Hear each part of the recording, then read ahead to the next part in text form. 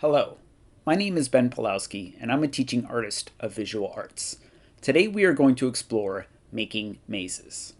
This video is part of the Kennedy Center Education's online collection, Teaching Artists Present, where teaching artists from across the country lead arts activities that you can enjoy from the comfort of your home. So what is a maze? A maze is a kind of puzzle that is made of a bunch of connecting paths, and the goal is to find your way from one specific spot to another. Mazes are a fun, interactive art form that has been around for thousands of years. I have been making mazes for over 15 years, and I have made mazes in a ton of different shapes, sizes, colors, and materials. But there's always something new to try. Mazes can be smaller than a penny and bigger than your house. This video will start off with some simple approaches and move on to more complex ones. So I would encourage you to pause, rewind, and rewatch to catch everything I've tried to cram in here. If you would like to try along with me right now, you will need some paper to draw on, a well-sharpened pencil, and a good eraser. We will start with a very simple approach to making a maze. I refer to it as the branch method. It is a simple idea, but it can be stretched out into so much more. You just need to start by drawing some kind of a path. You can think about the two ends of the path as your start and finish. I would suggest that you draw very lightly, as you will need to do some erasing throughout this process. I'm drawing rather dark just so it shows up on camera. So right now there is only one way to go, and it isn't quite a maze until we have some wrong ways or dead ends. So to change that, all I'm going to do is erase some small areas along that path to build some wrong ways that someone could go. Technically speaking, that is a maze. There is a right way to go and at least one wrong way. But let's try to make things a bit more interesting than that. Let's add a few more branches and see how that looks.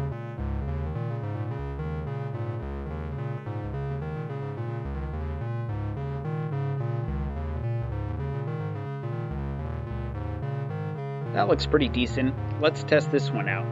There is still only going to be one right way to go, but now we've got a few more wrong ways, making it a little bit more confusing and a little bit more challenging.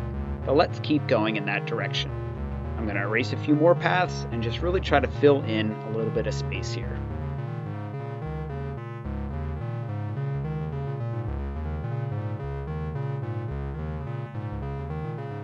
That looks pretty good. Let's do a test run. There's still going to be just one right way and a few more wrong ways than before. Now you could do this approach of erasing and building and go as big as you want, but I'd like to take some time to talk about some other things that you can try. I teach this method of drawing mazes because I think it gives you a lot of different things you can try. For example, because of the way we drew this maze, we can very easily move around the start and the finish. Every branch we made was connected to that original path, which means everything is connected, and there will always be a way between 2 points inside of the maze. So try moving around the start and finish and see how that changes the solution to the maze. Don't worry, we aren't done yet. There is always more. Another way to make your mazes more challenging is to consider the space of your maze differently. It might help if I color some things in. Everything that I shaded in is part of the maze. So look at all that space that isn't used, that empty space in between the paths. We can include that too and really maximize our space. We just need to be a little bit careful in the process. All I'm going to do is erase a small piece of wall that separates the blank and shaded regions to open up the maze to that area. I will continue to shade in as the maze changes. Then you just need to make sure you draw a small wall to stop that part of the maze from opening to the outside. Now I'm just going to do this all around my maze and really fill out this nice little square-shaped maze that I have started.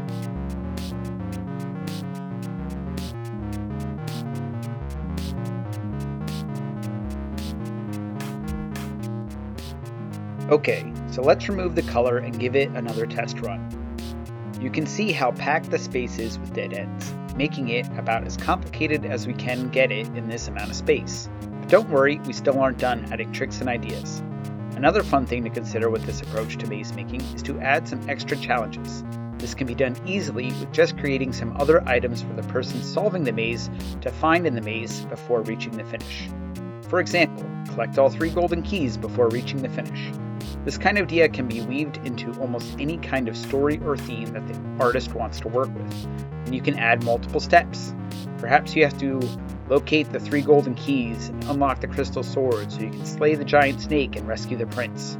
Now your maze has gone from a one-path solution to a complicated interweaving of paths that can connect to a bigger idea, theme, or story.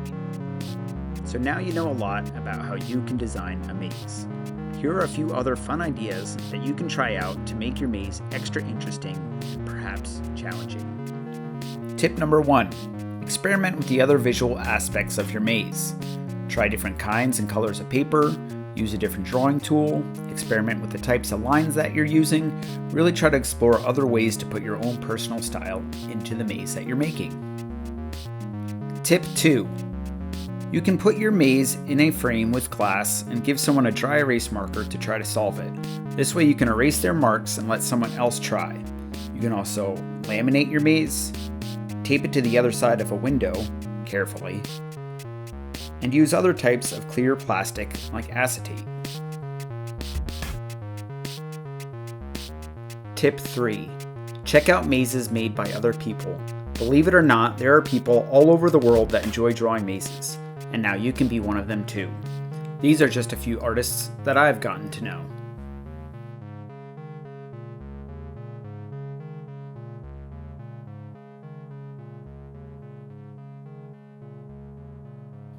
And that's it. That's all I've got to teach you. Now get out there and draw some mazes of your own. You've made it to the finish. I hope you enjoyed this video and that you will explore other videos in the Kennedy Center Teaching Artists Present collection. Thanks for watching.